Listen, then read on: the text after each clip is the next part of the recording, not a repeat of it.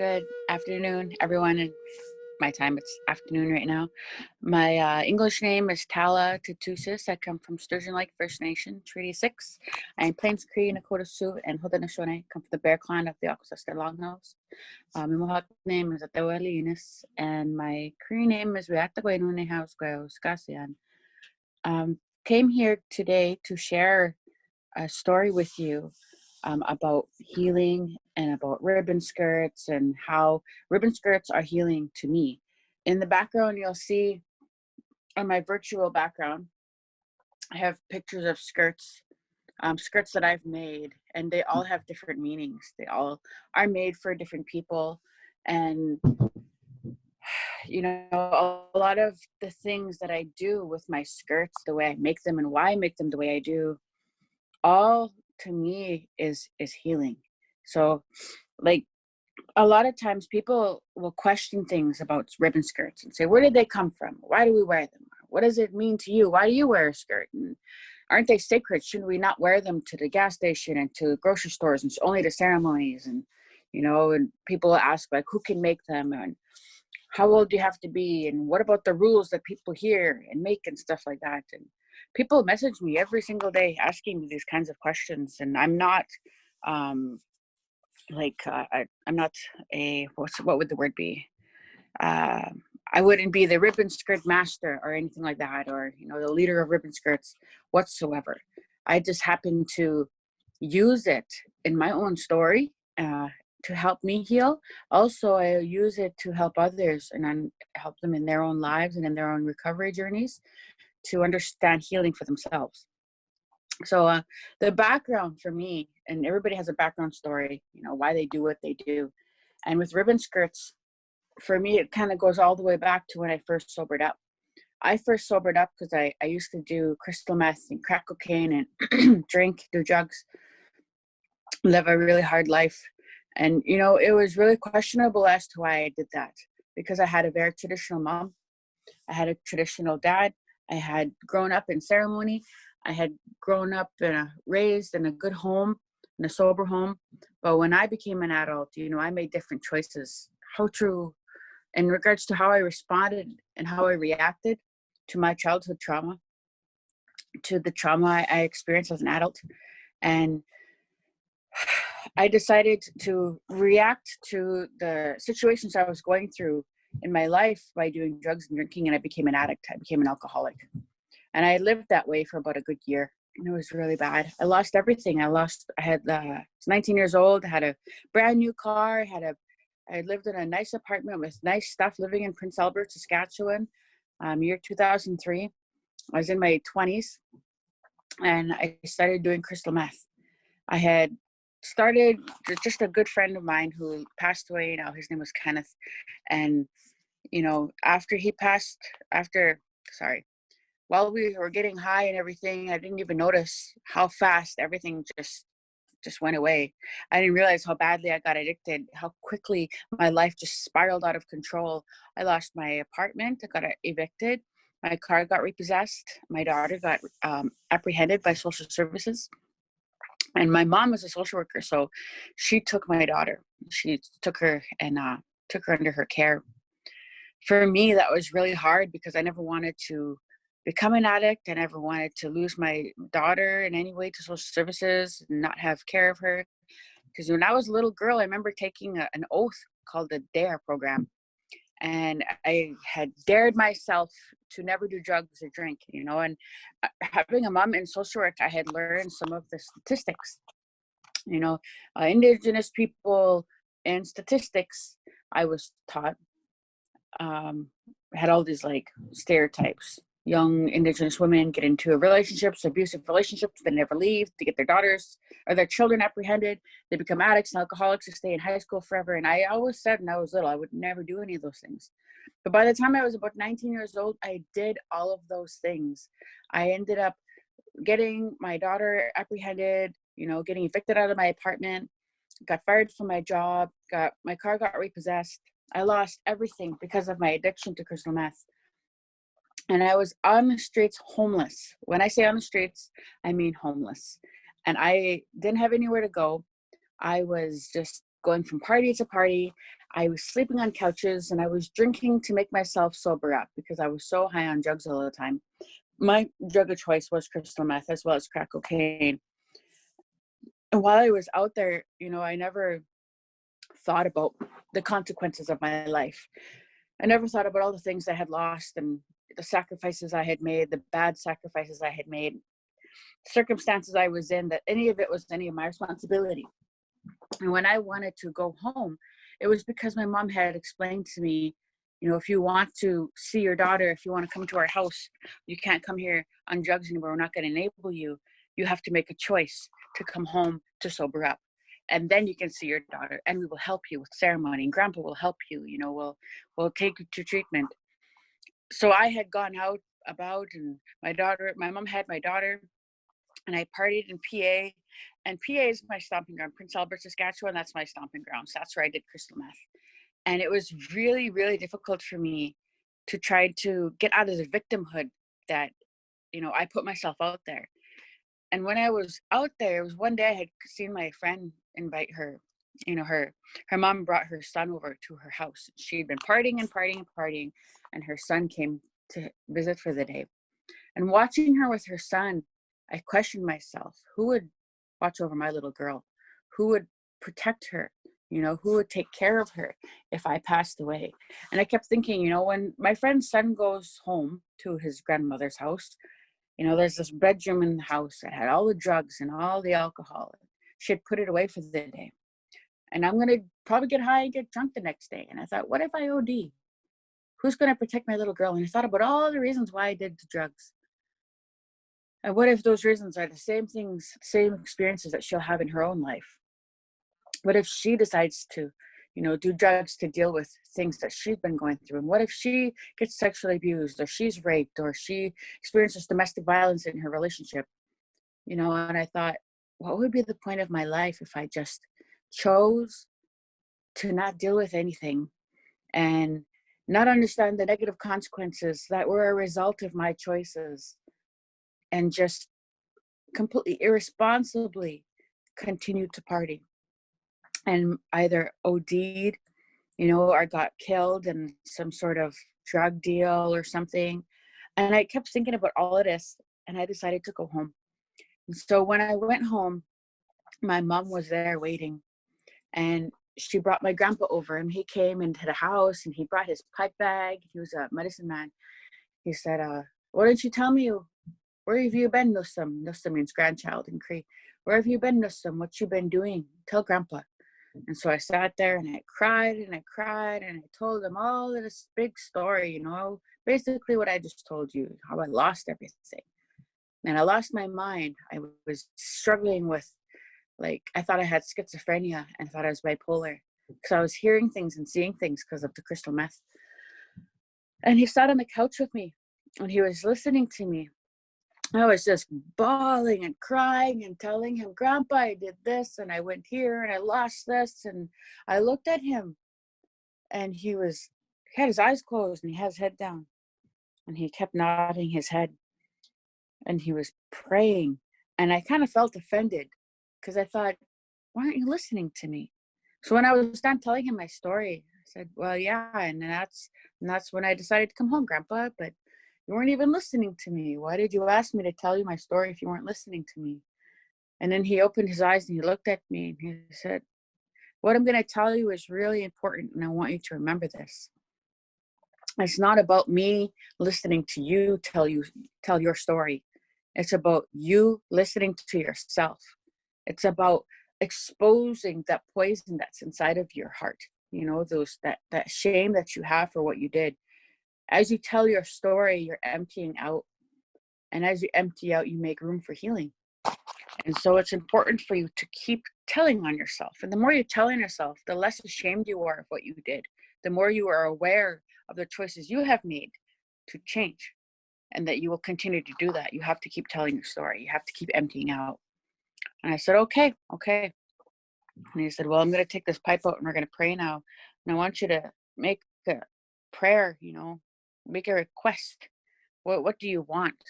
What do you want from this sobriety life, this sober life? What do you want? And I said, just want to get up in the morning and I want to cook breakfast for my kid, my little girl. I want to take her to school and come home, go to work, make supper and ask her how school was that day. Just have regular life and not be itching and scratching, and be able to hold a proper conversation and be able to talk eloquently where people can understand me, where I don't look or sound like the drug addict, and not to hear things or see things like feel like I'm schizophrenic. And I don't want that anymore. I don't want to see hallucinations, and I don't want to hear things anymore. Can that happen? And my grandpa said, yeah. We're gonna pray, we're gonna put this tobacco down, and we're gonna smudge.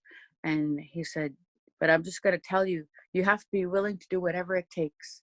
There's gonna be a lot of experiences in your life, a lot of different circumstances that you're gonna put yourself in, and you're going to have to take them, and you're going to have to learn from them. There's gonna people who are gonna come into your life, and some of them you're not gonna like, some of them you're not gonna get along with. You're going to have to learn from them, because it's going to help you one day. Someone somewhere is going to be where you used to be, and is going to want to be where you're at. And you're going to have to remember what the room looked like, what it smelled like, what it tasted like, what did it take you to get there, like a roadmap, so that you can explain to them how it is that you got to where you are, and how it is that you became the person that you're becoming, so that when they say, how do I change?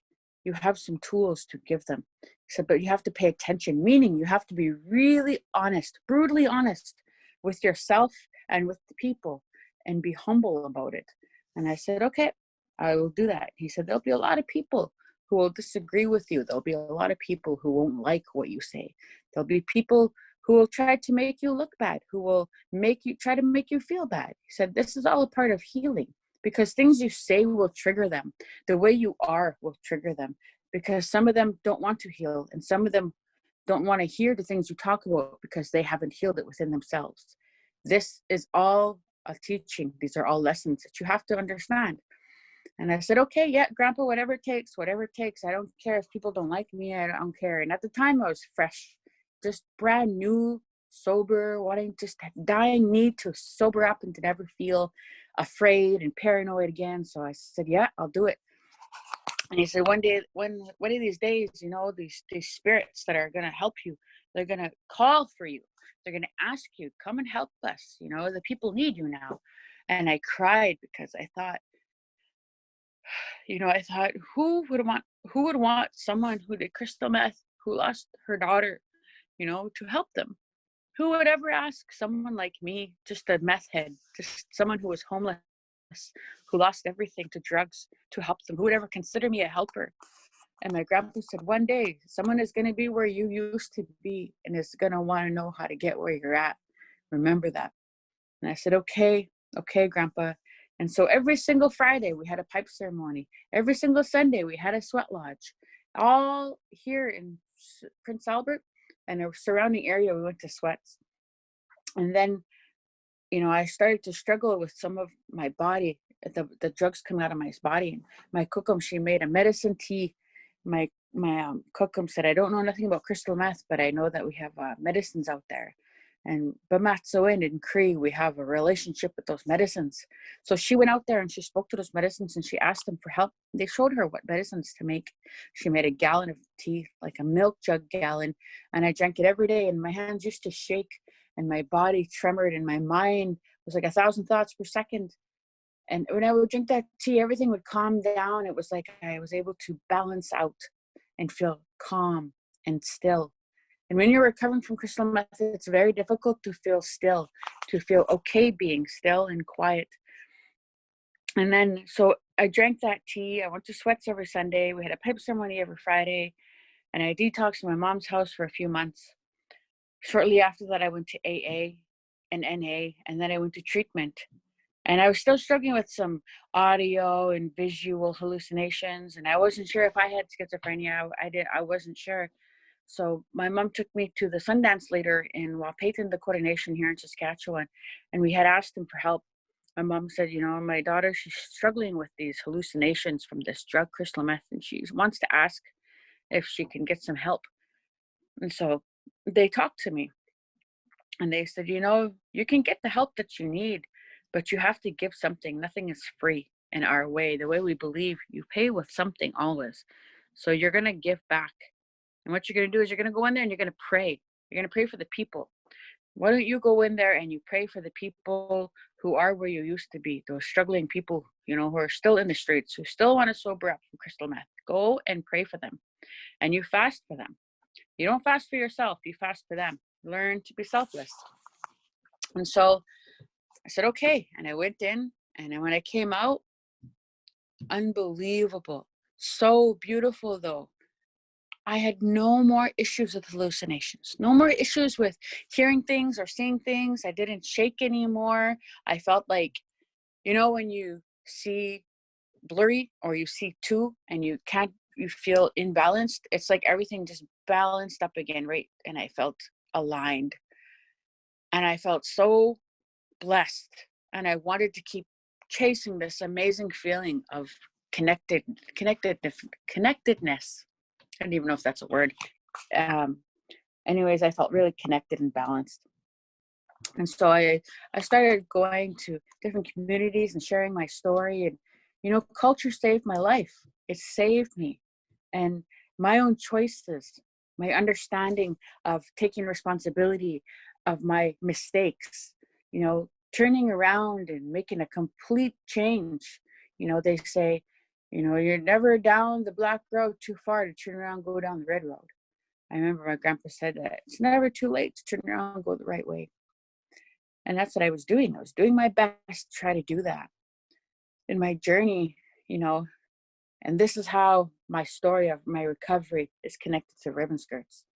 Because I started going to lots of ceremonies. I started going to sweat lodges by myself, started going to sun dances and became a sun dancer. And I don't say that in a prideful or a bragging way, but it's a part of my story in a way to incorporate the understanding of the dress, understanding where I started to learn to sew. So I started making dresses for my mom when she was fasting and sun dancing, and I started making dresses for myself. It was very simple tea dresses, you know. And then I started to try to learn to make ribbon skirts because I started to see them around a little bit here and there, and I wasn't very good at it. You know, I would just try just to have something to wear, just a regular dress, not even with ribbon. And on my journeys through ceremonies, you know, I went going to different places to learn and start dancing powwow again, started trying to sew myself outfits. And one powwow I went to Regina in Saskatchewan here, a man approached me, and I had just left my kid's dad. I had been sober now for a while, and you know, I'd had 2 more babies. My daughter, who had got apprehended, I'd gotten her back, and I got my degree in social work, and I was working in social work.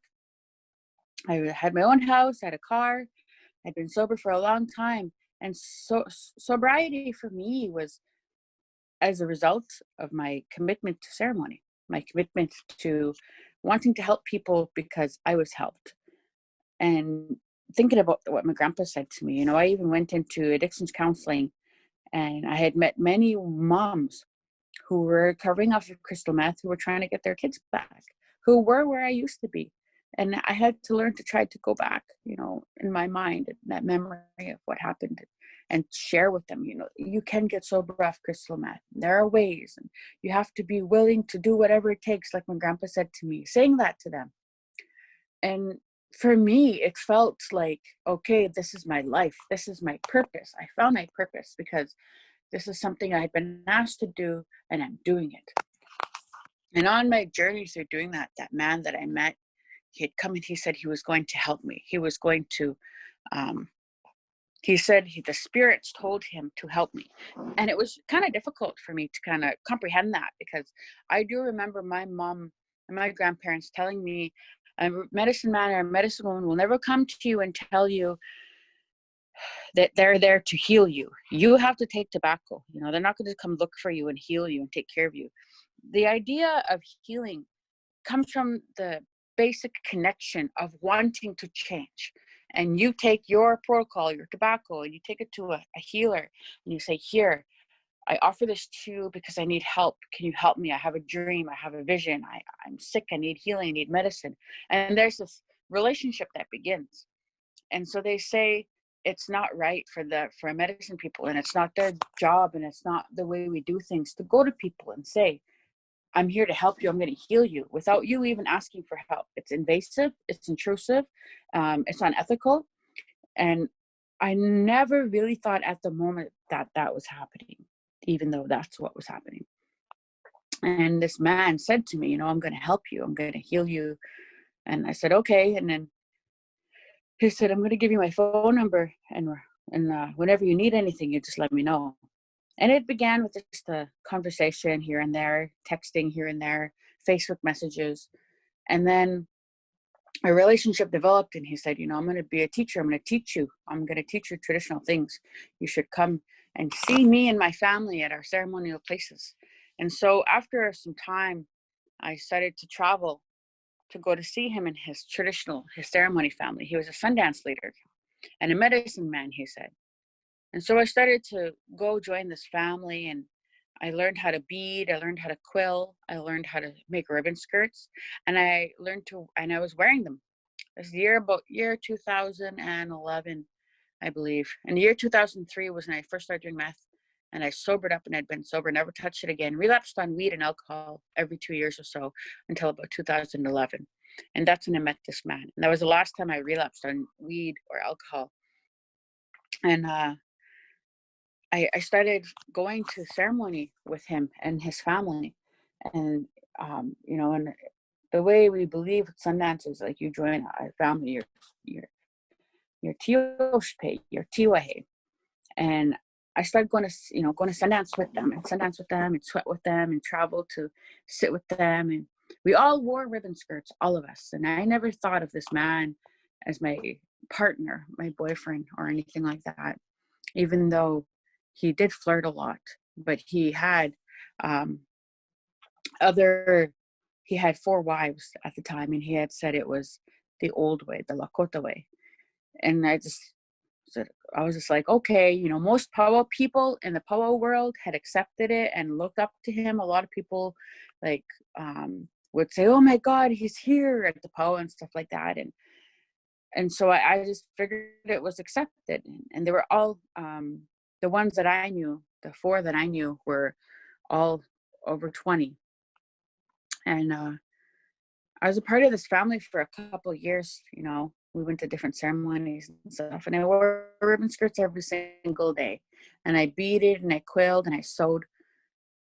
And I kind of took a step back from doing motivational speaking on recovery. I took a step back from a lot of things because being part of that family, you know, the grandmothers in that circle would tell me, you have to learn to be silent. You have to learn to be quiet like a deer, seen but not heard, and quiet when you walk, make a lot of noise. And it sounded really hard for me to take these teachings because being raised in Akwesasne, you know, around a lot of clan mothers, being raised with an independent single mother, you know, who always taught me to have a voice. There was a part of me inside that was like, this is wrong. This is not who we are. This is not who you are. You have a voice. You are a powerful woman. You have a mission. You have a purpose in life. What are you doing? Why are you a part of the circle? And there was other things involved as well as for the reason why I was there. And I won't mention that on here, but you know, I ended up being part of this circle until one day when that man sexually assaulted me. He raped me on Bear Butte, and it was feet away from a sweat lodge. We were in a teepee surrounded by bundles, and there was people sitting on that mountain fasting. And it really hurt me because, you know, I felt like I did something wrong. And I left the next day back to Canada after that happened. And then the next year, when they had the fasting camp at Bear Butte again, I went back, and I was never sure who to tell or how to take it. And I didn't understand what rape was necessarily if it wasn't violent. And I tried to confront it, and I couldn't every time I tried to say something. And he tried to do it again. But it was really awkward. You know, when you're intimate with someone, it's usually passionate and it's loving and it's sweet. It was not like that. It was gross. And I felt disrespected and grossed out, and I walked away. I ended up leaving that circle, and I found out he had done that to other people. And their story is not mine to tell, but I will say many of them were not, many of them were underage as well. And many of them were looked up to him as a family member, as an uncle or a grandpa. And for me, I thought, I was not sure what was really going on in between me and him. And we were intimate 2 times. And both times it was really gross. It was really, really gross. And when I walked away, I put my skirts away. I was disgusted. And I had talked to some other ladies who had also walked away from the circle. And we had discussed this and found out he had done this to many of us. And I was so taken back. I was shocked, and I needed therapy. So I started going to the sexual assault therapy in Saskatoon. And they start teaching me about rape culture, about skirt shaming, about body shaming, about coercive rape. And I didn't understand that I had been coercive raped. That when you say no, the second you say no, it's rape. Doesn't matter who it is. And they're coming on to you and they're trying to touch you and take your clothes off, and you say, I don't want to do this, or no, or you push your hands away like, I don't want to do this, or stop. Just saying stop, or I'm not sure I want to do this. Just being any way of like hesitant, and they keep going, it's rape. And I didn't understand that, because I thought you had to be held down and tied up. And being taught that, it really hurt me, being told that. And then I kept going, and I started learning about rape culture, and I started learning about like skirt shaming, like body shaming and slut shaming, and sorry.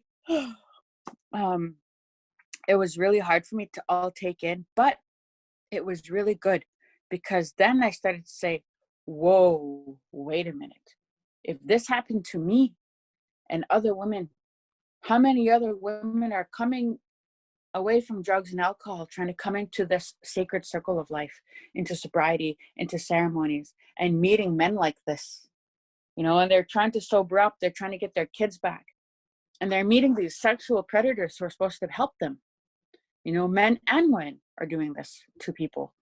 And I thought, oh my God, this is horrible. And as I was starting to educate myself in rape culture, the 19th generation pipekeeper, Orville Looking Horse, and his wife, Paula Hornan, they took me in and they adopted me. Paula adopted me as her Hunka daughter, and she shared with me her stories. And she told me, that she said, you used to quill, you used to bead, you used to sew. It's really important that you take these teachings. Why don't you take these teachings and share them with people? And I said, I don't want to. I don't want to wear ribbon skirts anymore. I don't want to sew anymore. I don't want to bead anymore, because it all reminds me of him, and it all makes me feel like I'm doing it for him. It makes me feel like I'm doing it to appease him and to make him happy. Like, that's why I felt like what we had to do when we were in that circle. We were abused. We were suppressed. We couldn't laugh loud. We couldn't look at other men. We couldn't be silly. We couldn't wear makeup. Like, there were so many things that we were made fun of or called whores or sluts if we dressed a certain way or talked a certain way, or if I tried to date somebody else outside the circle. It was really frustrating. And when I explained all this to her, she said, those ribbon skirts, quilling and beading, they don't belong to him. Those things help, especially ribbon skirts. Take that skirt and give it back to the women. Those teachings of those skirts, give it back to the women. Help the skirt, take the skirt to empower the women in the best way that you know how. And then Orville told me the story of the White Buffalo Calf woman, about how there was 2 scouts and the people were fighting. These 2 scouts went out into the land and they seen this being coming, and she came in a sacred way. She came in a sacred way. And when she came to these 2 scouts, one of them, he thought of her in an inappropriate way.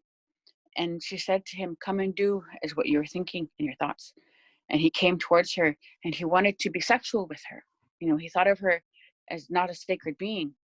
And when she opened up her robe, he came and she closed her robe. And she opened her robe again, and he fell to bones. And the other man, the other scout, he knew she was a sacred being. He put his head down and he said, "What is it that you have come to bring?" And she said, "Go to the people and tell them that I bring a message, that I bring a message and some rites. Tell them to prepare a lodge or bring gifts."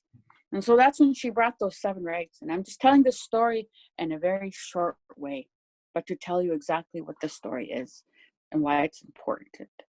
Because when I was told that story, I came to understand that the woman deserves to be respected. Not just the women, the men too.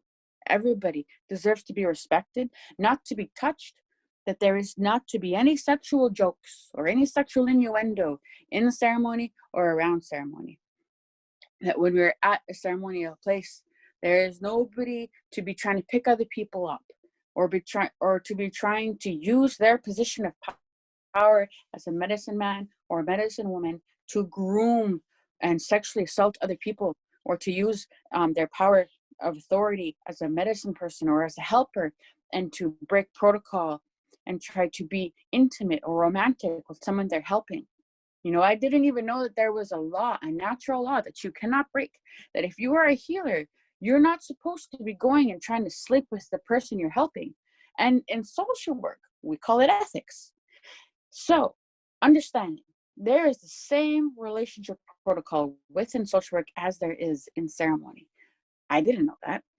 And with the huge, what do we call, code of silence we have because of residential schools, boarding schools, colonization, and assimilation, with the whole sexual childhood trauma, violent sexual childhood trauma from colonialism, from foster homes, from contact in general. You know, our people really struggle with sexual trauma. And there's this code of silence that people don't talk about who the sexual predators are, who the rapists are, who are the molesters in our communities. And because of that, when a medicine man or a medicine woman or an elder is a predator and hurts someone, nobody says anything because they feel they have authority. And what I was taught and what I learned during this time while I was healing is that the reason that they feel that that person has authority is because it comes from the same mentality of residential school, of boarding school, where we had this fear, intimidation of priests and nuns, you know, of Indian agents. And so we never said anything because what would happen to our grandmas and grandpas? They got beat. You know, some of them got murdered for speaking out, for trying to run away, you know, for trying to protect other people. And they sent that fear and ingrained it into their grandchildren, our parents.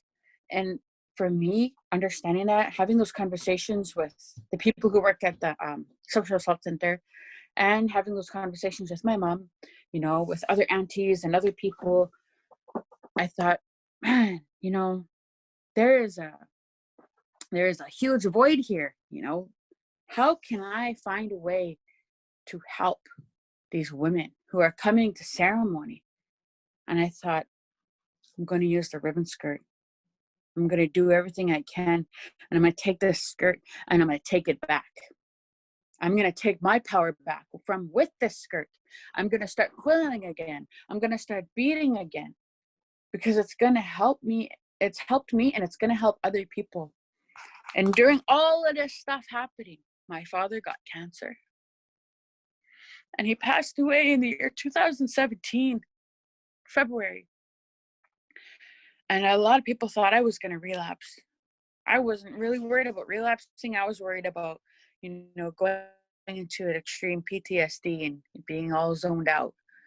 And I was worried. And during that time when I had left that cult, it was about 2 years, I got a whole bunch of different tattoos. So many different tattoos. I didn't have tattoos before that. And the reason I got these tattoos is because I didn't feel here. I felt like somebody had taken my power from me. And I wanted to feel present. I wanted to feel here. So I kept getting tattoos.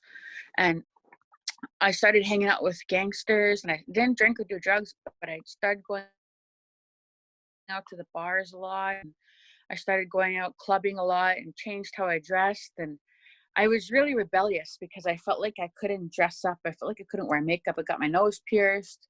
I got tattoos. I colored my hair. I cut my hair off. At that time, it was this short up to here, and I dyed it blonde, and then I dyed it red. And I was just going through this phase of feeling like I wanted to be free from rules. I wanted to break out of the ceremonial idea of what I'm supposed to look like as an Indian woman, I guess, because I was afraid that I would be a victim to some more creepy medicine men, creepy old elders, you know.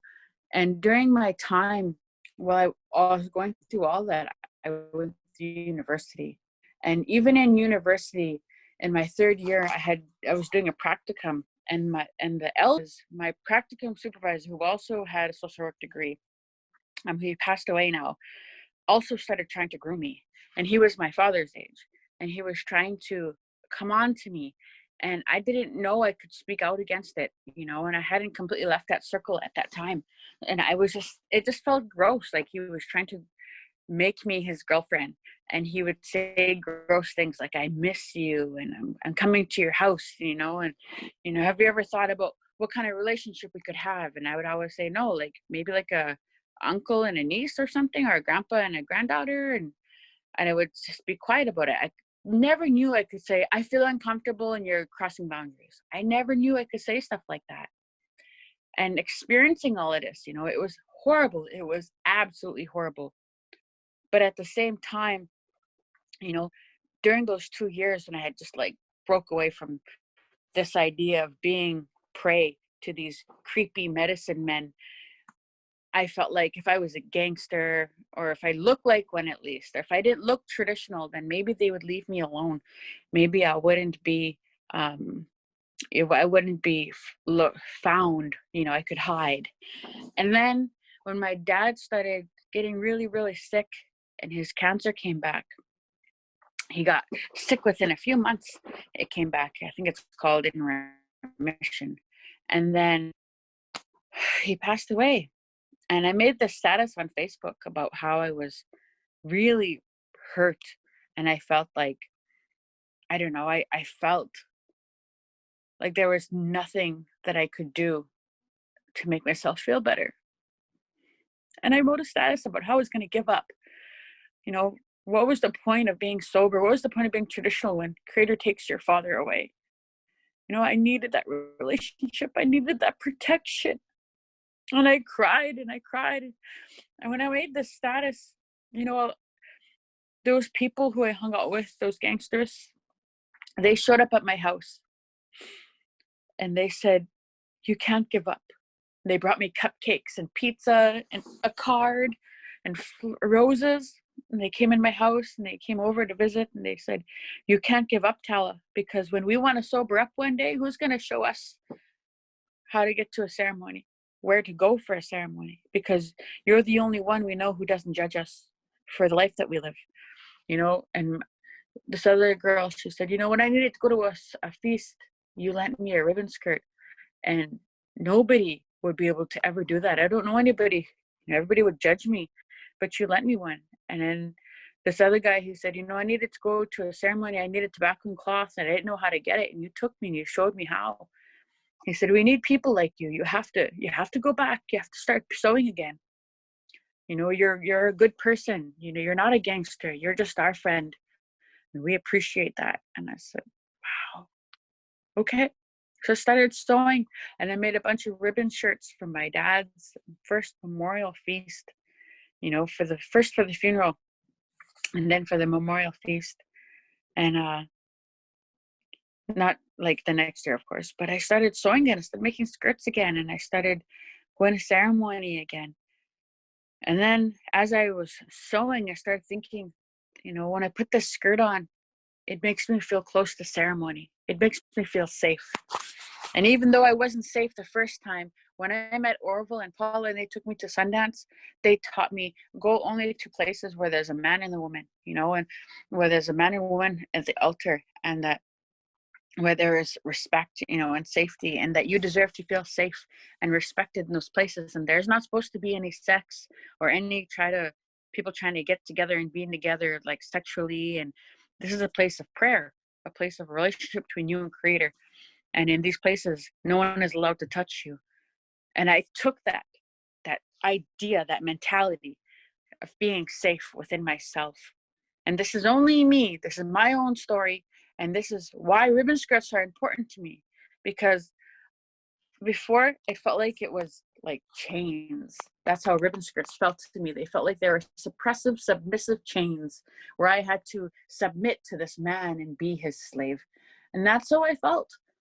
And it changed when I seen how empowering it was to my friends, to my cousins, to those friends who I had who were, part of that gang, who were encouraging me, and I started to make skirts as a tool of empowerment, as a tool of resistance, and I thought, I'm going to make it nice and wide at the bottom of the skirt, and so that in case I need to chop wood or I need to fight back, what if somebody tries to come and take me and pull me from behind? I need to fight, and I want to make it so it's wide enough and comfortable enough for me able to do that, or I want to do things where it feels like it's an empowering skirt. And I started putting like my clan on my skirts. I'm Bear Clan, so I started putting bears on there, and I'd have dreams of fighting back of what happened to me.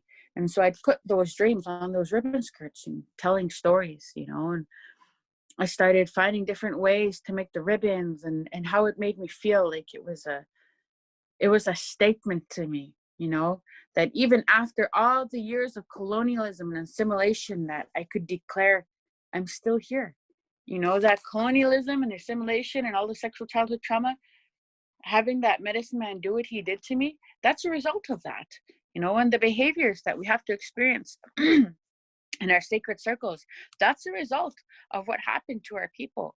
That's not just one man. That's not just that one person who did that to me. There are so many men and women who are predators as a result of colonialism. And I'm not trying to just blame it on colonialism. I'm just saying that there are so many of them. And how to fight back against it is to become aware, to educate ourselves on what rape culture is, and to understand that there are medicine men and medicine women out there, there are elders out there, there are leaders, activists, and all kinds of actors, Indigenous people are people, we're not immune to what happened, because sometimes Hollywood and everybody, TV tries to glamorize the idea of the Indian person, the Indian woman, and tries to make us be quiet and sacred. And if somebody is a medicine person, they must be kind and loving and pure. And that's not true. Medicine man actually said to me, one who helped me, just because somebody is gifted does not mean they are a good person. We got to remember that we've all been touched with colonialism. It is a part of our life. It is a part of our family dynamics. It is a part of our community dynamics. It is a part of our own personal stories. All of us are affected by colonialism, by sexual childhood trauma. And it is so ingrained in our people that rape culture has found its way through teachings, to the point where a lot of our people are slut shamed and skirt shamed when it comes to ceremonies and ribbon skirts. And for me, my own self, I've always said I'll never force anyone to wear a skirt. I wear a skirt because I was taught I have a womb. And when I go to ceremony, I'm wearing a skirt to honor that womb. Somebody else may show up and have a womb and say, I don't want to wear a skirt. And I'm going to say, that's fine. That's your story. That's your journey between you and Creator. It has nothing to do with me. And that is what I was told is important when it comes to ribbon skirts, because we have to honor that everybody has their own story and has their own way of being present to their own healing journey and to their own ways of understanding of what it means to feel safe. Some people will never, some women, some men will never, ever, walk into these sacred places to their ceremonies. And some girls will never wear a ribbon skirt because they feel unsafe in a ribbon skirt.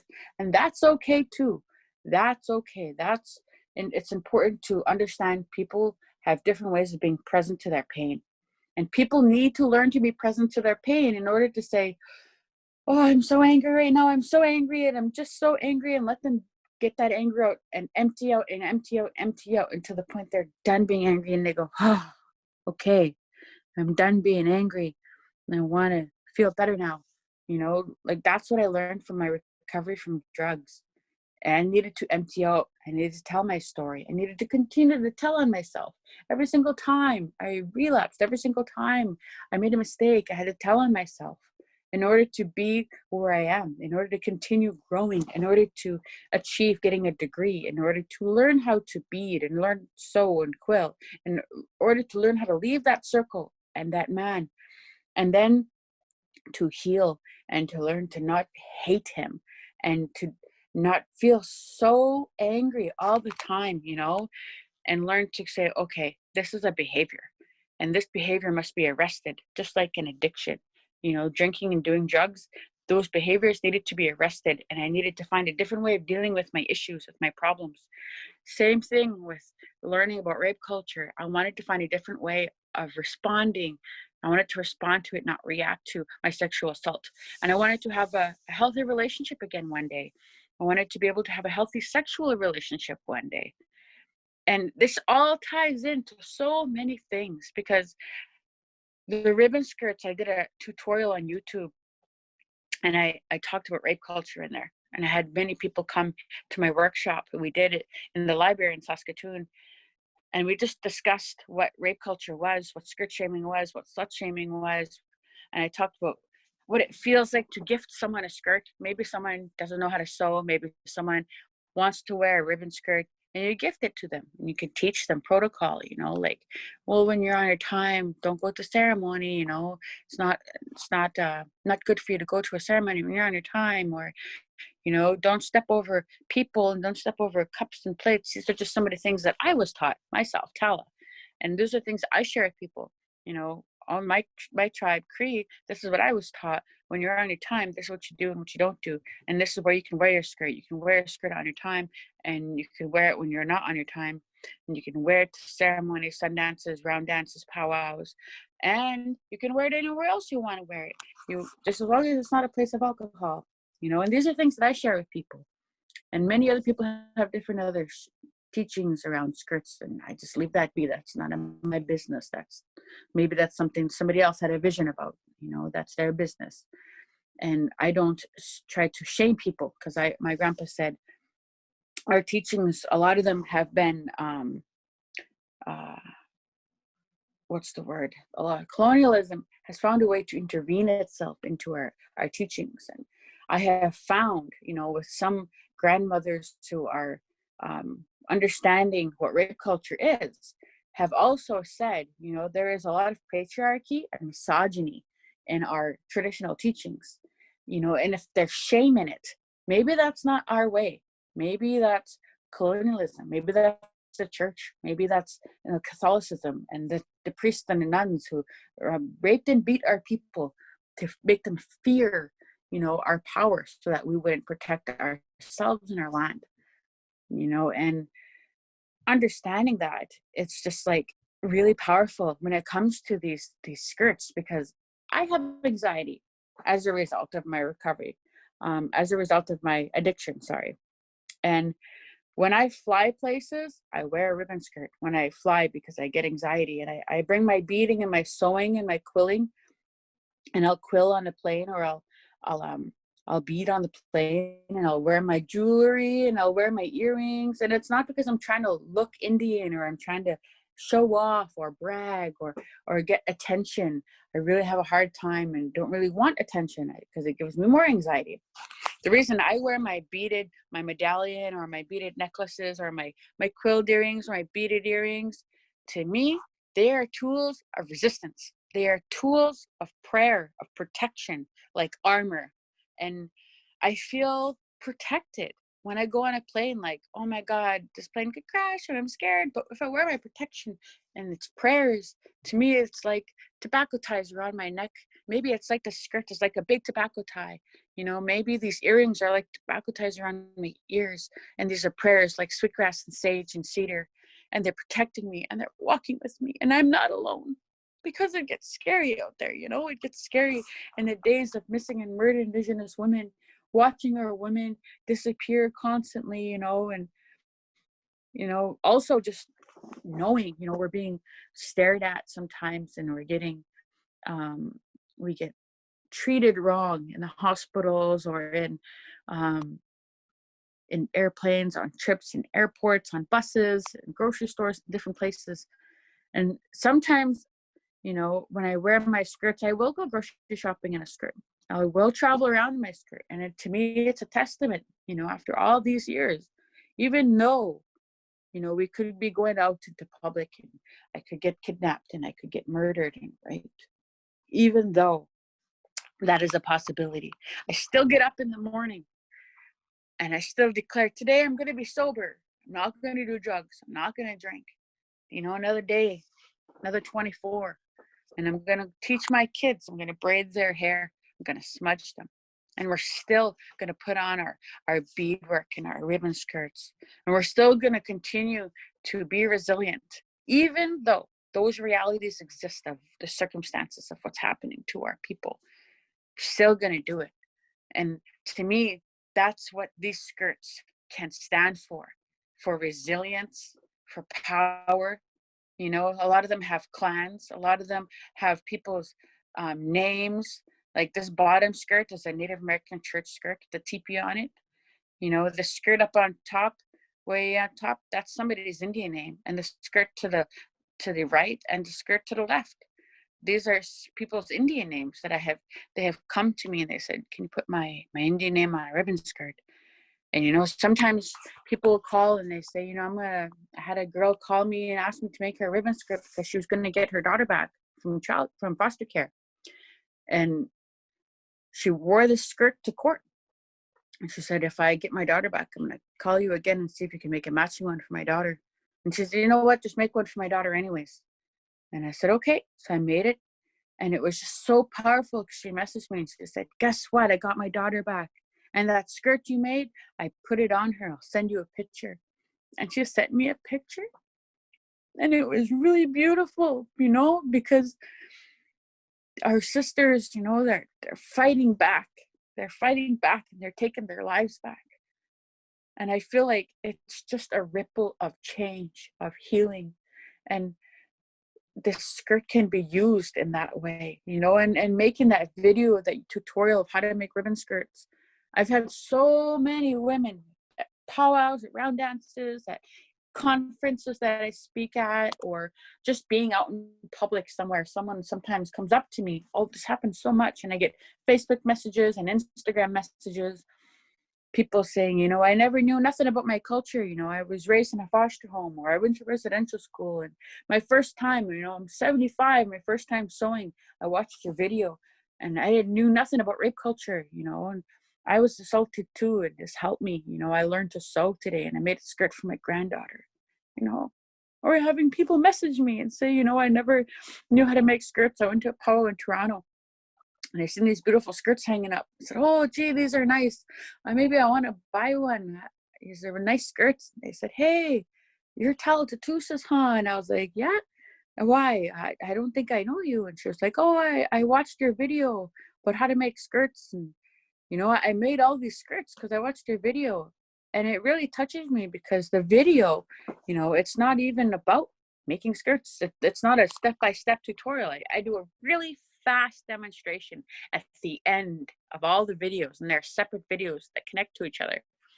The video is almost all about learning about taking your power back, understanding that the idea of Indigenous women based on society and magazines and Hollywood of the submissive silent squaw or the sexual objectified woman, that those are not who we are as Indigenous women, you know. And I have pictures of a FBI agent, of a university doctor, of a child learning to sew, and of a journalist. That's who we are. That we are powerful, we are educated, we are sober, you know. We are people who are struggling but learning and taking all of our lessons and using them to help each other, to ripple into each other's lives in a powerful way, in the best way we know how, doing everything we can with what we have at this time, you know, in regards to emotional and mental healing and understanding to the teachings that we have from the experiences in our lives. And so these days now, you know, I'm a social worker and I have my Indigenous social work degree. I've written a book and it's called The Awakening of a Young Woman with a Kukum Spirit, or The Awakening of a Kukum Spirit and a Young Woman. That's the title. And it's social justice poetry, social justice spoken word poetry. It's available on Amazon. And it's just me writing about my life using spoken word as a tool to talk about addiction, to talk about rape culture, to talk about relationships, to talk about sobriety, to talk about resilience. And when I wrote that, I continued to write as a form of healing, as a form of therapy. When I wrote that, I felt like, okay, you know, I'm continually trying to help people who are where I used to be, you know, to try give back.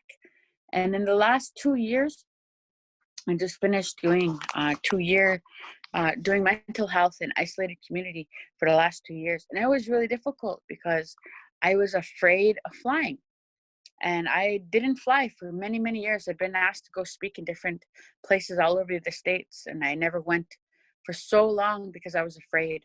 But my grandpa said, you have to be willing to do whatever it takes. And when I got that job, you know, it was in Ontario and I'm in Saskatchewan, I had to take 5 planes to get there. That's a long ways.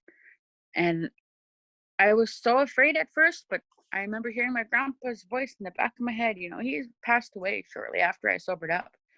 And I still hear his teachings in the back of my head all the time. You know, his voice, it resonates within my heart and my spirit. And when I said, I don't know if I can take this job, you know, someone was like, it was just like my grandpa was saying, you said you'd do whatever it takes, Muslim, you know, and I was like, you know, I got to face this fear because it might take me over and I could relapse if I keep giving in to my fears. I've got to have no shame and I've got to face my fear and my traumas in the best way I know how, doing the best I can with what I have at this time. And I have resources, I have tools, I have support. So I reached out and I talked to a few other therapists and they said, try hypnotherapy. So I went to a hypnotherapist and I'd never tried hypnotherapy before. And I was talking to this hypnotherapist and I told her, you know, I'm going to learn, I have to fly to this job in 2 weeks. Do you think you can help me face my fear of flying? And she said, if you're willing to do whatever it takes. And I have heard that statement so many times and I knew that's when I was on the right path. And I said, yep, I'll do whatever it takes. And I ended up going up to this community. You know, that 2 weeks later, I flew. I slept my first flight. I couldn't believe I slept my first plane there. And I was really thankful. The anxiety didn't take me over. And I flew every month for the last 2 years at that job. In this community, they had no culture. The grandmothers didn't even smudge. And I brought ribbon skirts to that community to come and talk about what ribbon skirts mean. And before I left, I had helped make so many workshops and showing young girls how to make ribbon skirts and talking to them about body boundaries and body autonomy and about rape culture and understanding, you know, their resilience within themselves, saying, you know, you made it. You're one of the ones who made it. You know, our grandmothers, our grandfathers, you know, they tried to take us out. The Indian agents and the missionaries and, you know, all the boarding schools, all that, they tried to take us out. They tried to make us extinct. There's a word I want you to learn. It's called genocide, cultural genocide. You know, we had a cultural ban. In the 1960s, we weren't allowed to wear or even gather in circles. We weren't allowed to wear feathers or have, you know, cultural gatherings or wear our beaded stuff. They took our pipes, they took our drums, they took our rattles, they buried them, they broke them. And yet we're still here. And to me, that is the epitome of why a ribbon skirt to me is important and powerful and is a tool of resilience, of surviving attempted genocide. Because if my grandmother had not remembered how to make those medicines, I would have never been able to sober up from crystal meth. If those grandmothers who survived, you know, those sexual assaults that they went through, you know, and learned about rape culture and made a sexual assault therapy center I've never been able to take my power back and understand how to try be there and advocate for others. You know, if I had not had Paula come into my life and tell me, you know, take that skirt and give it back to the people, give it back to the women, I would have never started making skirts. And there are so many people who make skirts now. It's so amazing. And it's not because of me. It's because everybody has made ripples in each other's lives. Because everybody has decided to learn to empty out and find a way to use these skirts as a way of saying, hey, even after all of this colonialism and assimilation, you know, we're still here. We are still here. And I am so thankful for my life and all the most beautiful things, because with all of those experiences, I'm going to tie it up to, before I end here with this, this story, birthing my son. He is 2 months old right now. And when I got pregnant, you know, I wore ribbon skirts almost my whole pregnancy, besides sweatpants and big sport shorts, because they were the only things that fit, but they also made me feel empowered. And when it came to giving birth, I had tried to find a doula and what are they called? A doula and a midwife. And I couldn't find any, but I started to, this is why I found this page, the Center of Indigenous Midwifery, because I was looking for midwives. And I started listening to the podcasts, and I started thinking, how can I take back my power? How can I take back my birthing right? You know? And so through pregnancy, I started praying more. I started smudging more, and I couldn't, you know, drink medicine tea during the pandemic, even though there was lots of medicine, flu medicine teas. I started to pray every day, give thanks for this baby, for this life. You know, I give thanks for this journey, for this understanding, to be sober today, to be able to be a mother again when I didn't know if I could. I had 3 miscarriages and an abortion in the last 6 years, and I really didn't know if I could have any more babies at the age of 37. And so during my pregnancy, I was afraid, but I kept praying and praying and trying to understand how to be peaceful. And I ended up staying home till I was 5 centimeters dilated. I walked and I walked, and I called different doulas that weren't in Saskatoon, different places, and they taught me how to breathe. And I started researching different things, and it was so amazing of a journey, because of Indigenous midwives, because of Indigenous doulas, because of the Indigenous birth worker programs. I learned that in the past, I didn't understand body autonomy within birth working, within giving birth, within labor. And I was so thankful for all of these podcasts and all of these teachings, because it really tied into my own childhood sexual trauma of not understanding consent and not understanding my body is my body.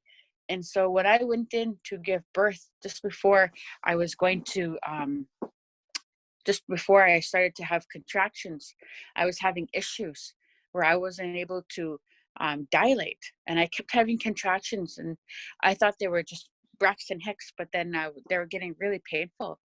And so I had to call a birth worker, and she had done some energy work.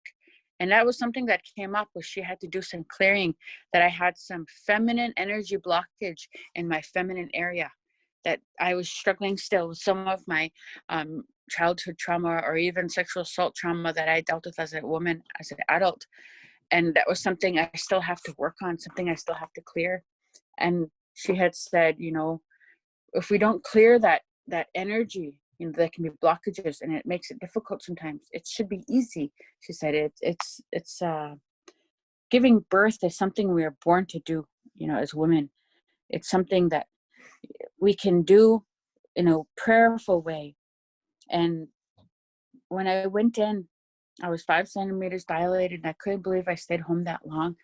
But I went and I asked questions, and I didn't even know I could ask questions, you know, and I want to know what you were doing. I want to know what you were putting in my body.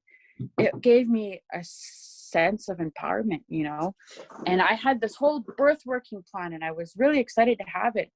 But when I went there, they weren't listening to me, some of the doctors, and I was disappointed, because I wanted to have, I wanted to smudge inside of my room where I was giving birth.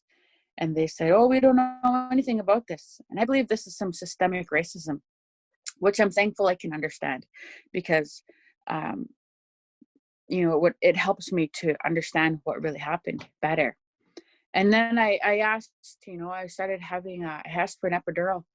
And I know that they have walking epidurals now. Before, when I had my daughter, who is 11 now, I had epidural and it wasn't a walking epidural. So in the middle of my labor, I said, I have to go bathroom. And she let me go to the bathroom, but she made me walk, and it was weird. So I was like, I wasn't able to walk before. I don't know why I'm able to walk all of a sudden. And so I got up and I walked to the bathroom, and I came back, and I had gotten to the hospital about 2:00, and I gave birth about 5:00. My son was born. And I remember when I was pushing, I remember thinking, I'm giving life. I'm a doorway to life. This is just amazing. This is so powerful. And I was just taken back by my own power, that I was able to do this. And when my son was born, my mom, she sat there and she brought in her fan and she was fanning me. We had our fans, and me and my companion were praying. My mom spoke Cree to my son, and that was the first language he had heard, because I remember a birth worker had said, and I remember it was on these podcasts, the birth worker had said, the language our babies know is our own language, because they're with our ancestors in the spirit world. And when they come across, English, they don't know that language, as well, because they hear it when they're born. So let them hear our language first. And so my mom spoke Cree to my son, introduced him to me and to his father in Cree. And she sang to him, and she fanned me down, and she fanned the baby. And it was just so powerful. It was so powerful. And I just kept saying to him,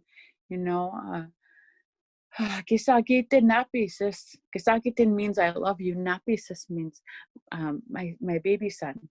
I believe that's what it means. And I just kept saying it over and over and over. And I just kept saying, I'm so thankful I went home that day and sobered up.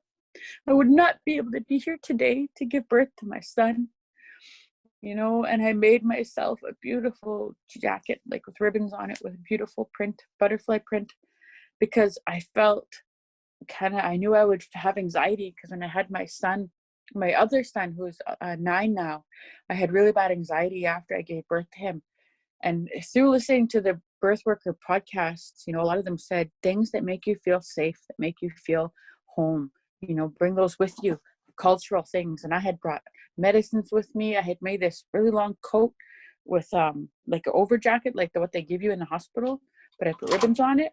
And when I wore that, I used it as a tool of resistance, like a ribbon skirt.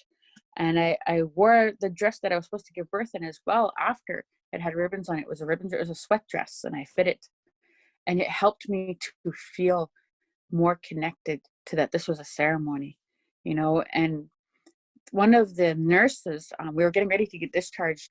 One of the nurses was being really rough with me, and she was pushing on my stomach. And they're supposed to push on your stomach to see your uterus, making sure it went down enough before they let you go.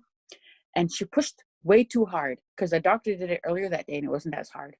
And when this nurse pushed on my stomach, it hurt. And as a child, I had been hurt. People had hurt me, and I let them do what they wanted because I thought they had authority over me. As a teenager, it happened to me as well. As a woman, it happened to me as well. Being part of that cult, that negative Sundance circle, what that man did to me, I felt like I had to let him do it because he had authority. But so many of these things, going through therapy, having people tell me nobody has authority over me, over my body, only I do. And I have every right to tell people not to touch me. I have every right to use my voice, and I did, because she pushed on my stomach, and I said, ow, that hurts. What are you doing? And she said, I have to check. Sorry, I'm not nice. I have to check and make sure that your uterus has gone down, and I'm going to push hard again. And I said, no, you're not going to do that. And she pushed really hard, and I grabbed her hand and I ripped it off me. And I said, don't touch me again. That hurt. And I got up and I started crying. And I told my companion, I said, she really hurt me. I don't want to be here. Let's go. And they were trying to make me stay, saying, oh, her son looks jaundiced. We might have to make her stay. And the other nurse said, you can't you can't judge jaundice by the color of his skin. You know, even the mother has yellow undertones. Only if his blood level is different, we have a test for that. You know, send him home. And I was just like, she said, send them home with bottles. And I was like, yeah, we can go home. The doctor said as long as we have bottles, he can use the bottles and we can put them in the sun. And then we packed up and said, we're leaving. And we ended up getting our stuff together. And then they said, oh, yeah, okay, well, we'll discharge you. And I kind of felt like if we hadn't spoken up for ourselves, they would have tried to make us stay. But we left. We came home, brought our son home. My son is now 2 months old. And I was going through some pains, you know. I had some tailbone issues. I had really hurt my tailbone. And so I had to call some other people and for some help and some healing. And so energy healer came over to my house and they sat with me and they said, you know, why don't you tell me your story of what happened to you in the hospital? Tell me what went on. And I cried and I told them, you know, I was really hurt. I was really affected by what happened. But when I told that healing worker, you know, the energy healer, what happened to me, that pain started to subside, you know, and it slowly started to go away. And then I continued going to my masseuse and to my chiropractor. And I continued to work with that energy healer. And now it's been 2 months and I've been able to start sewing again and get back to my ribbon skirt orders and, you know, sharing my story as a recovering addict, sharing my workshops as a ribbon skirt worker, you know, talking about how it helps, how it heals, how it can teach, how it can be a tool of resistance, you know, and how it can be something where you can say, you know, like after all these years, we're still here. You know, I founded a campaign called the Cook Up campaign, and it was just saying that. That was the purpose of it, so that we could say we're still here. And we used Facebook as a platform, using women, asking women to use their profile photo, wearing ribbon skirt, statement tee, and in an amazing background. And so it was just me trying to do the best I could with what I had at this time to make a change, to help, to give back in the best possible way that I knew how. And that's exactly what I've been trying to do. And I'm now looking at my life really thankful. You know, and look at my son, I'm really thankful. You know, my daughter, the one who got apprehended, she's 19 years old now. She just graduated with her grade 12 from high school. My son and my daughter, you know, my son had a great birthday this year. My daughter just had a birthday, 26th of September. I made ribbon skirts, I raffled them, and I made enough money to have a good birthday for them. And I don't have a job right now because of the pandemic. You know, my job, I have to go back at the end of October, but I've been off work because of the pandemic. But these ribbon skirts have been helping me feed my family. They've been helping me to be able to have therapy. Through my whole pregnancy, I sewed ribbon skirts. And it helped me because I needed therapy and I couldn't go to my therapist, only over my phone. I could call her and talk to her, but I couldn't go see her in person. And I stopped going to ceremonies because I was trying to be safe, you know, and also because I was pregnant and I was trying to stay home and protect myself from COVID-19. But I've been smudging and praying and sewing and smudging and praying. And it's been really, really helpful. It's been really healing for me. Because sometimes, you know, when you're sewing, that in itself is therapy. When you're sewing and all of a sudden you stop and you make a mistake, you stop, you take your seam ripper and you start undoing the seam. And you go put another thing on it, another ribbon on it, or another applique design, and you iron it back on and go do it again. And it's just like in life. Sometimes we make mistakes. Sometimes we oversee mistakes and we see it later. We have to make different choices and understand that it is our choice and that we can take responsibility and change those choices and make different choices or change those mistakes and learn from them to make beautiful things, make beautiful life, make different circumstances. And when we do that, our children are listening, our children are watching, our siblings are watching, you know, other people are watching and paying attention all the time. And while we're doing this, we're always making changes, making ripples in our life and in other people's lives. And for me, that is why the ribbon skirt is important. why it is powerful, why it is helpful. And there are so many other things that I probably missed, that I probably wasn't able to mention. But other than that, that's my story, and that's why I do what I do. And if anybody has any questions, I believe there's a question time that Rhonda's going to hold. And if I said anything to disrespect anyone, I didn't mean to. If I offended anyone with anything I said, I apologize. I don't know everything. I'm still learning myself. I make a lot of mistakes, still just learning. I'm doing the best I can with what I have at this time to help, to give back, to stay sober, to be a good mom. And other than that, I just want to say thank you for your time and for your spirit and your love and your encouragement to be here to listen to me today. Thank you so, so much. I did just change the setting so that participants are able to unmute themselves. And so I do just welcome you to put forward any questions or to share any of your stories. And like I said, if anyone would like to have their question or comment edited out of what is posted to the website, then feel free to just say that as you begin to speak, and we'll make sure that happens. Um, so yes, you are unmuted, and I'd love to just hear from people about their thoughts on the presentation, and also, any questions that anyone has. Hi everyone, my name is Itz Papalo. I just want to say thank you, Tala, for sharing your story. It is quite an inspiration, and thank you for your strength and your bravery for sharing all that you did today. And it's really touched my heart. And I see you reflected in a lot of women in our community. So thank you for that.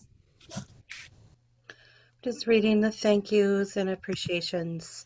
Um, I think that so much. And then I just want to let you know, I do just kind of wait a moment. Elizabeth, do you want to speak, or do you want me to read what you write?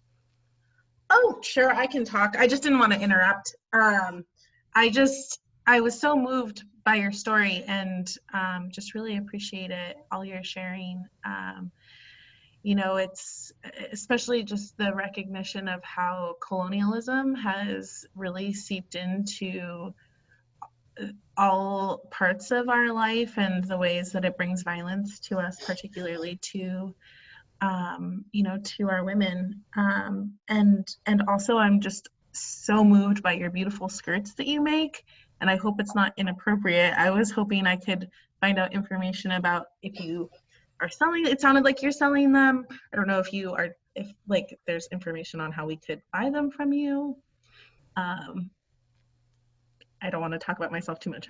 I've been like trying to learn how to sew so I could make myself a ribbon skirt, and also looking for someone to buy from that would, because I think it's such a beautiful thing to share these things, and you're amazing. So you guys, you can add me on Facebook, Tala Tootoosis, and I have a group called Tala's Good Medicine to Wear, and I have all my skirts. This is actually the background on my page, all these skirts. And I do sell my skirts. I'm not taking orders at the moment because I have 7 orders I have to finish. And so once I'm done those orders, and I possibly will be taking orders again. But if you add me on Facebook, message me and tell me where you're adding me from, so I know, because I don't add just everybody. And then I'll invite you to the page. Then you can see my list of orders, because I keep a list of people's names who paid and stuff. And then once it's done, I delete their names so people know how many orders I have. And they know when their order is done.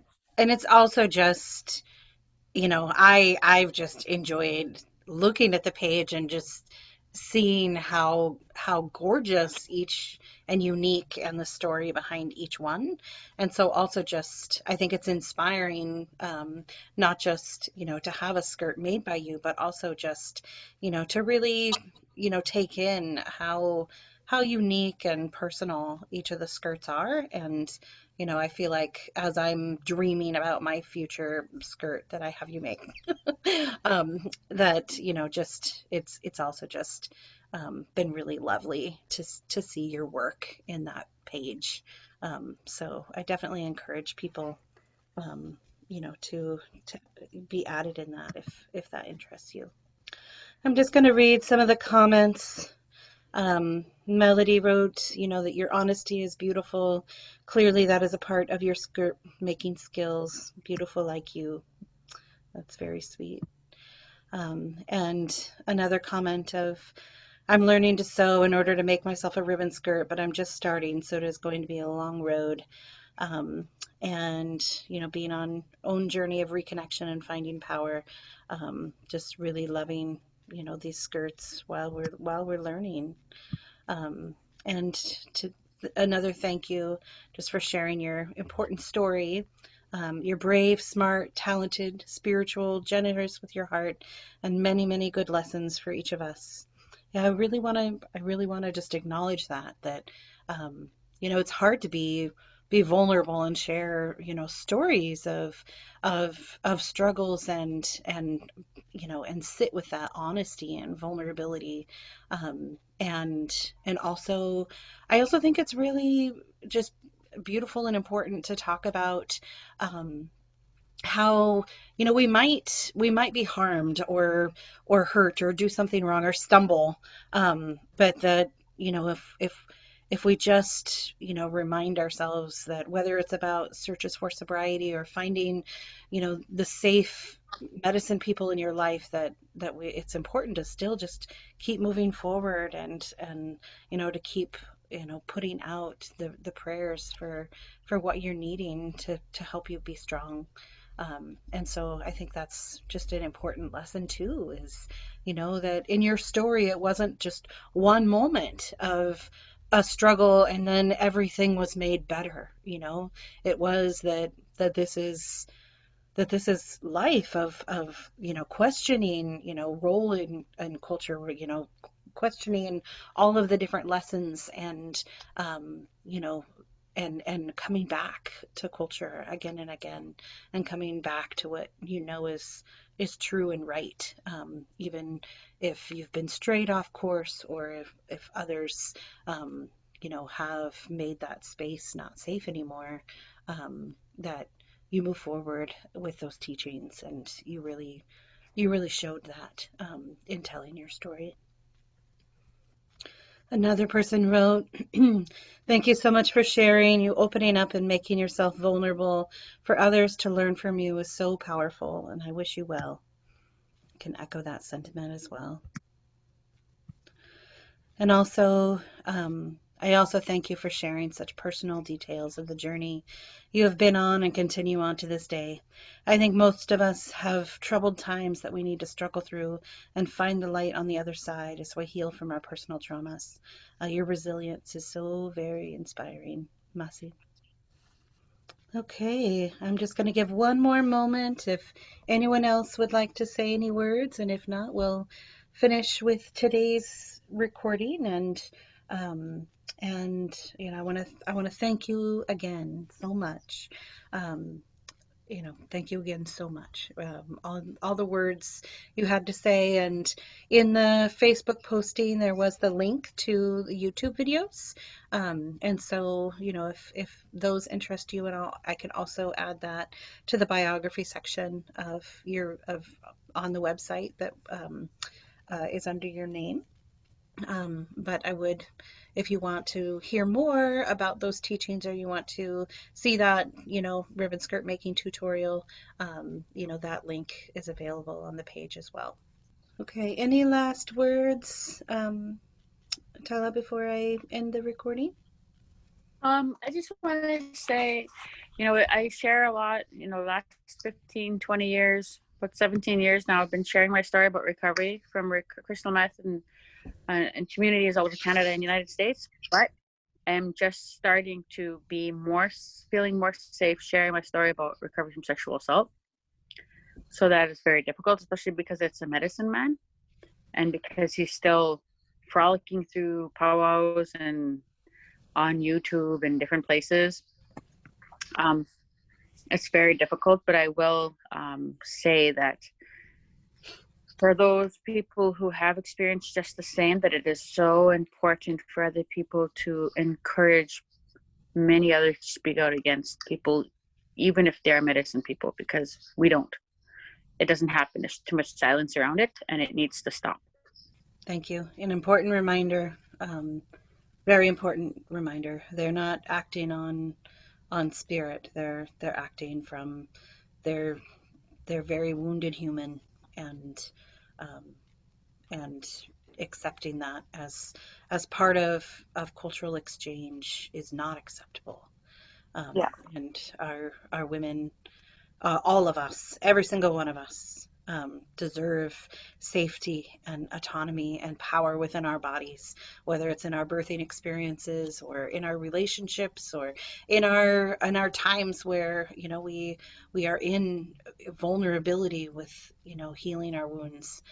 We deserve safety, and we need to demand it of all that are in those spaces with us, and demand it of all of our community members and hold them accountable.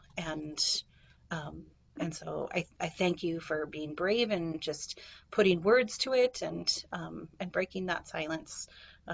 But it is an important reminder, um, you know, that that we deserve it, and that our spirits need that safety, to Yes. really thrive. Okay, well, I think I'm gonna just press an end to the recording. Um, And I want to thank you all for being here. And we'll be back in 2 weeks with a really fun. I know that you're also Akwesasne, and the speaker in 2 weeks is Alicia Hearn, who's Akwesasne Mohawk, who calls herself a pleasure doula, and is speaks to many of the things that you spoke to as well. Is that her presentation is about just it's not that trauma in our bodies needs to be healed and moved through, and that we also deserve healthy relationships, and to be able to stand in confidence and joy in our sexualities. And so she is fun, and really just lighthearted, and does amazing work. Her tagline is, bringing happiness to Akwesasne one orgasm at a time, with her work with Well, with her product line that she sells. And anyway, it will be a conversation about just trauma, sexuality, being confident with bodies, and I do feel like that's a next chapter, that shame and secretiveness and wounds is a place that many people are holding and are stuck, and that moving through that trauma, and you know taking power with pleasure, is a next chapter. And so if that topic interests you, and she'll be speaking as and she's also just a really dynamic, fun, easily able to talk to about just these often taboo subjects of sexuality and intimacy. And so I think it will be very, very fun. So I hope to see people in a few weeks. And I also want to just, if you want to, show your t-shirt and take a moment to just honor, the remembrance of what today represents. Um, if you want to just share your t-shirt, that would also be beautiful.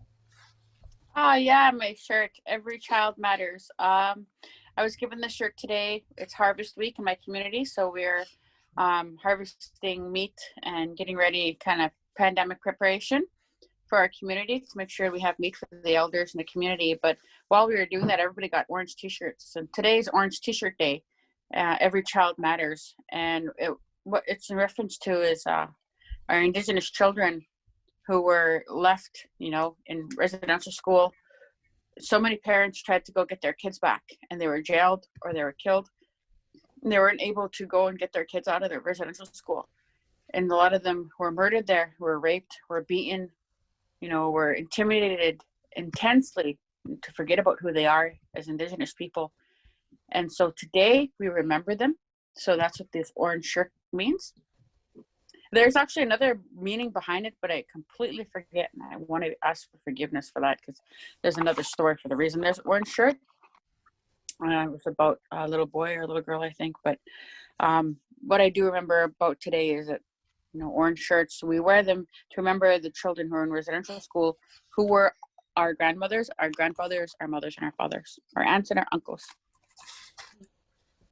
Yes, and to honor those who survived and also those, who were never able to come back home. So I want to just, end with that, moment of honoring and prayer and resilience and, remembering those struggles. And once again, thank you all for joining us. And I'm going to go ahead and stop the recording. Thank you. Have a good day.